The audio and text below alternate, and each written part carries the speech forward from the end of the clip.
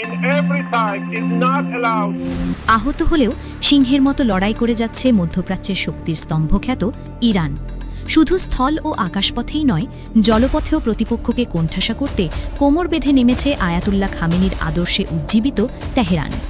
যুদ্ধের উত্তেজনার মাঝেই বিশ্ব জ্বালানি পরিবহনের অন্যতম গুরুত্বপূর্ণ রুট স্ট্রেইট অফ হরমুজ বন্ধের ঘোষণা দেয় ইরান।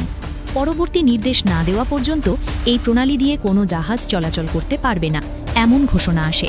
মাত্র ২১ থেকে ৩০ কিলোমিটার প্রস্থের এই সরু নৌপথে নিষেধাজ্ঞা জারির মাধ্যমে বৈশ্বিক তেল বাজারে বড় ধরনের আলোড়ন সৃষ্টি হয়েছে। ইরানের এই পদক্ষেপে চলমান সংঘাত আর কেবল আঞ্চলিক পর্যায়ে সীমাবদ্ধ থাকল না, বরং বৈশ্বিক অর্থনৈতিক অস্থিরতার আশঙ্কাও জোরালো হয়ে উঠেছে। তেহরান স্পষ্ট বার্তা দিয়েছে, চাপের মুখেও তারা কৌশলগত পাল্টা পদক্ষেপ নিতে প্রস্তুত।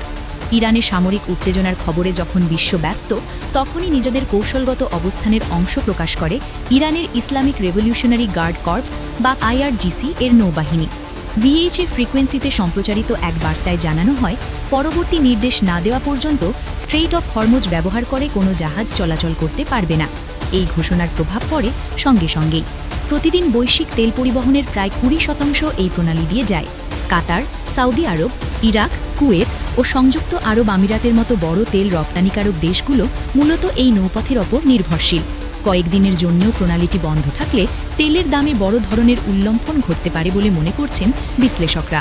তবে হরমুজ প্রণালী বন্ধের ঘোষণায় পুরোপুরি অবাক হওয়ার মতো কিছু নেই, কারণ ইরান আগেই সতর্ক করেছিল পরিস্থিতি বিবেচনায় তারা যে কোনো সময় এই পথ বন্ধ করে দিতে পারে। জানা গেছে, শনিবার সকালে পশ্চিমা শক্তির হামলার পর থেকেই প্রণালী দিয়ে বাণিজ্যিক জাহাজ চলাচল প্রায় ৭০% কমে যায়। আন্তর্জাতিক বার্তা সংস্থা রয়টার্স জানিয়েছে, কয়েকটি তেল কোম্পানি ও ট্রেডিং ফার্ম সাময়িকভাবে কাঁচা তেল ও জ্বালানি সরবরাহ স্থগিত করেছে। বিশ্বের অন্যতম প্রধান তেলের সূচক ব্রেন্ট ক্রুড অনুযায়ী শুক্রবার পর্যন্ত ব্যারেল প্রতি তেলের দাম ছিল $৭৩ স্থিতিশীল। তবে জ্বালানি বিশেষজ্ঞদের মতে, সংঘাত দীর্ঘায়িত হলে তেলের দাম ব্যারেল প্রতি আরও $৫ থেকে $10 পর্যন্ত বাড়তে পারে। বিশ্লেষকদের আশঙ্কা, তেলের বাজারে এই অস্থিরতার প্রভাব আন্তর্জাতিক মুদ্রা বাজারেও ছড়িয়ে পড়তে পারে। মধ্যপ্রাচ্যের উত্তেজনা তাই শুধু সামরিক নয়, অর্থনৈতিক অঙ্গনেও বড়সড় অভিঘাত তৈরি করতে চলেছে।